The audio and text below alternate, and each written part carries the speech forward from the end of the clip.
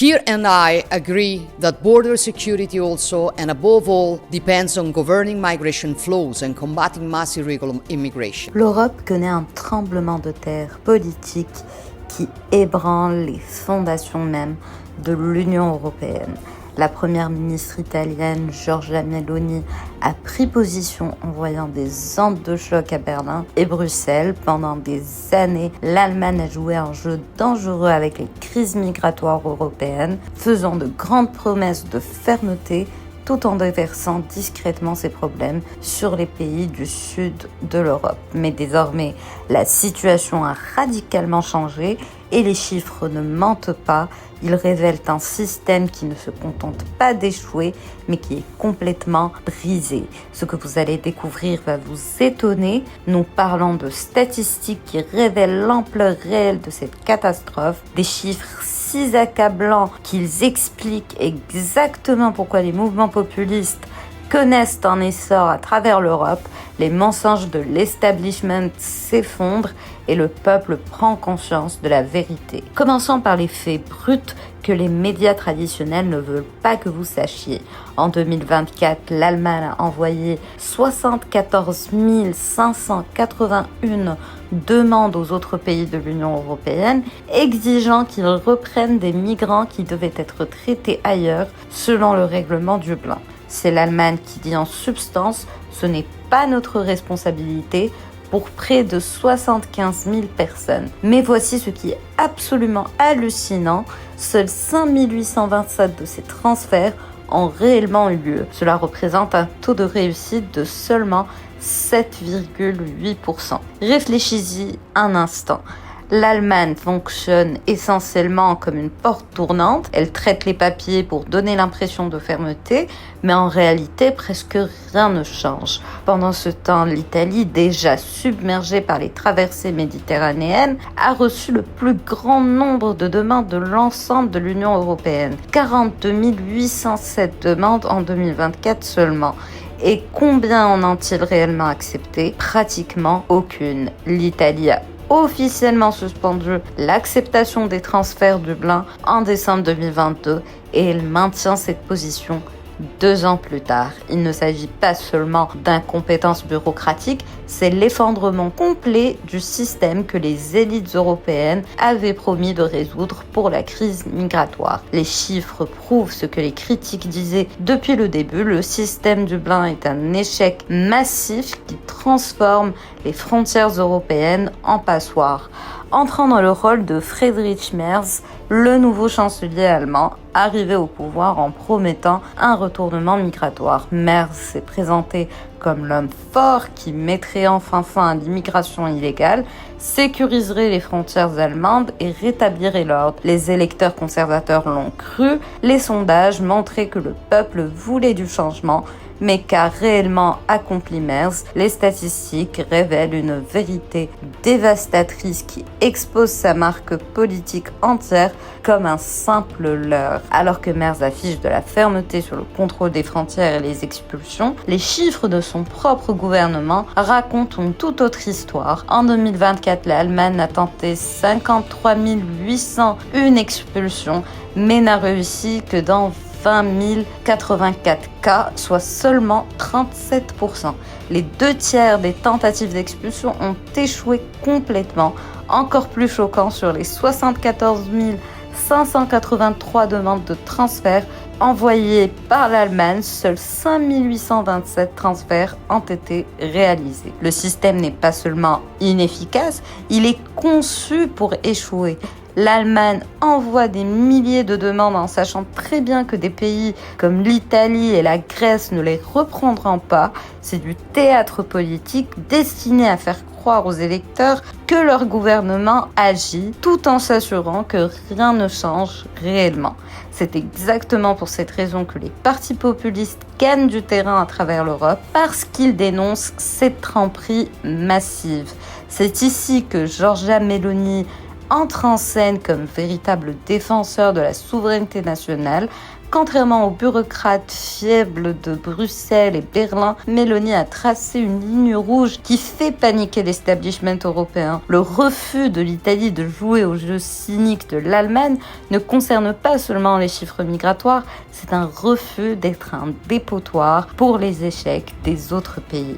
Le gouvernement Meloni a clairement indiqué l'Italie n'acceptera pas les transferts Dublin tant que les pays comme l'Allemagne continueront à appliquer des politiques portes ouvertes qui tenteront de redistribuer les conséquences. Les statistiques soutiennent totalement la position italienne, alors que l'Allemagne a reçu 14 984 demandes de transfert et en a accepté 10 112, mettant en œuvre 4 592 transferts. L'Italie a reçu 42 807 demandes et n'en a pratiquement mis aucun en œuvre. Ce n'est pas que l'Italie est déraisonnable, c'est l'Italie qui dit « ça suffit à un système » qui oblige les pays méditerranéens à supporter le poids de la crise migratoire européenne pendant que les pays du Nord, comme l'Allemagne, profitent d'une main-d'œuvre bon marché et essaient ensuite d'exporter les problèmes qu'ils ont créés. Meloni se bat pour chaque citoyen italien fatigué de voir sa communauté submergée pendant que les bureaucrates de Bruxelles leur font la leçon sur la solidarité européenne.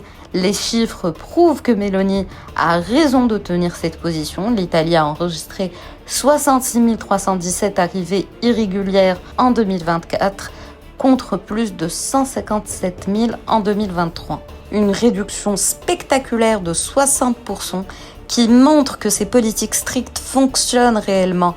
Pendant ce temps, l'Allemagne continue de traiter des centaines de milliers de demandes d'asile tout en faisant semblant de pouvoir simplement déplacer les migrants à travers l'Europe comme des papiers. Voici ce qui terrifie réellement l'establishment. L'alternative pour l'Allemagne, l'AfD, profite de cet échec total de la politique et son soutien explose. Lorsque les politiciens traditionnels promettent du changement et ne livrent que des bureaucraties inefficaces, les électeurs se tournent naturellement vers les partis qui disent la vérité sur ce qui se passe réellement. L'AfD souligne depuis des années que la politique migratoire allemande est une tromperie délibérée conçue pour maintenir l'immigration de masse tout en donnant aux électeurs l'illusion que quelque chose est fait. Chaque expulsion ratée, chaque demande Dublin ignorée, chaque promesse brisée par des politiciens comme Merz confirme l'argument central de l'AfD. Le système actuel est conçu pour échouer et seul un réaménagement complet résoudra réellement le problème. Les sondages récents montrent que l'AfD gagne du terrain précisément parce qu'elle est le seul grand parti prêt à dénoncer la réalité statistique des échecs migratoires allemands, alors que Merz parle de renforcer la solidarité européenne et d'améliorer la coopération. L'AfD pointe le taux de réussite de 7,8% des transferts Dublin et pose la question évidente: si ce système ne fonctionne pas après des décennies de promesses, pourquoi continuons-nous à faire semblant qu'il va s'améliorer? C'est exactement pour cette raison que les mouvements populistes connaissent un essor à travers l'Europe. Les électeurs en ont assez des mensonges, ils en ont assez des politiciens qui promettent des mesures strictes et livrent l'échec bureaucratique. Ils veulent des représentants qui reconnaissent la réalité et luttent pour de véritables solutions. Pas plus des mêmes politiques échouées sous des formes différentes. Ce que nous voyons entre l'Italie et l'Allemagne n'est pas seulement un différend bilatéral, c'est le début de la fin de l'Union européenne telle que nous la connaissons. Le système Dublin, qui était censé être la pierre angulaire de la politique migratoire européenne, s'est complètement effondré sous le poids de ses propres contradictions et du refus des États membres de l'appliquer réellement. Réfléchissez à ce que signifient vraiment ces chiffres.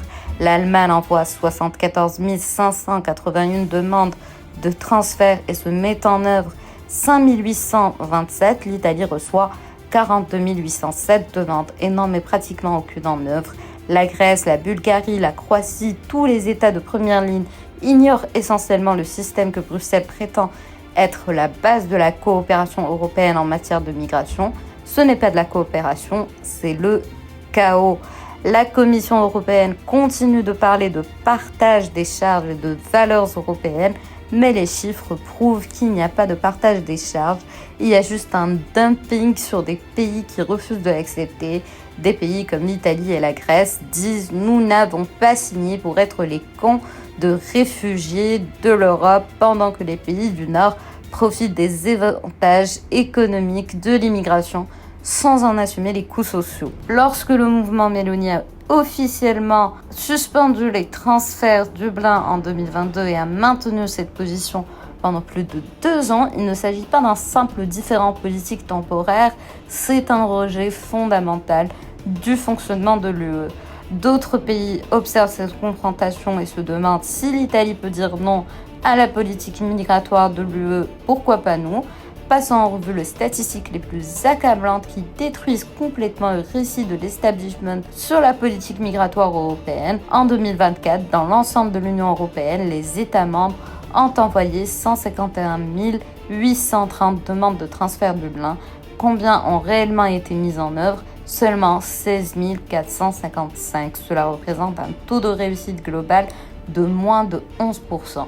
Mais ça empire, l'Allemagne, qui se positionne comme le leader responsable de l'Europe, n'a eu qu'un taux de réussite de 7,8% pour ses demandes sortantes. La France atteint 8,5%, la Belgique fait un peu mieux avec 12%. Ce ne sont pas les chiffres d'un système fonctionnel, ce sont ceux d'une catastrophe politique totale couverte par le discours politique. Pendant ce temps, les pays qui font face aux conséquences se font sermonner sur la solidarité européenne. L'Italie gère 66 317 arrivées irrégulières par voie maritime et reçoit 42 807 demandes Dublin d'autres pays. On leur demande essentiellement de prendre en charge des personnes déjà en Europe, plus des dizaines de milliers d'autres. La Grèce fait face à des pressions similaires. Ces pays ne sont pas déraisonnables en refusant les transferts, ils protègent leurs citoyens contre un fardeau insoutenable.